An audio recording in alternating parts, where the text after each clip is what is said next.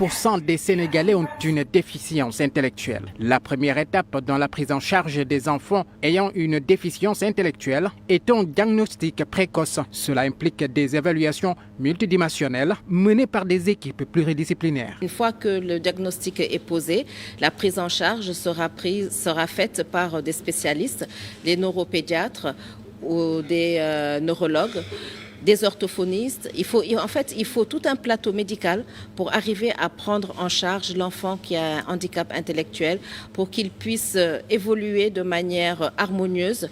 Les professionnels de la santé jouent un rôle crucial dans la prise en charge des enfants déficients intellectuels, sauf que ces petits souffrent aussi d'une stigmatisation. Ils sont souvent rejetés par la société. Sama biir kër nit nee na ma fa jurkatu doomu Mongolie wax nañ ma ko.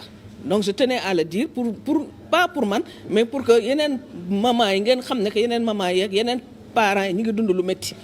Autre barrière auxquelles font face ces enfants, l'accès à l'éducation. Le centre Aminata Mbaye de Grand Yoff est le seul centre public adapté à l'éducation et à la formation des enfants déficients intellectuels. Il n'y a qu'un seul centre public qui est le CEFDI et tous les autres centres qui existent sont des centres privés et qui sont majoritairement concentrés sur Dakar. Ce qui veut dire que dans les autres régions, il n'y a pratiquement pas de structure scolaire pour la prise en charge de ces jeunes, ce qui pose beaucoup de difficultés aux enfants et à leurs familles. La prise en charge sanitaire des enfants déficients intellectuels est un défi qui nécessite une approche intégrée et inclusive avec des efforts concertés pour sensibiliser les professionnels. Le concept de santé inclusive est non seulement un droit, mais un impératif éthique garantissant que tous les enfants, peu importe leur catégorie sociale, peuvent vivre en toute dignité et bénéficier d'un environnement favorable à leur développement.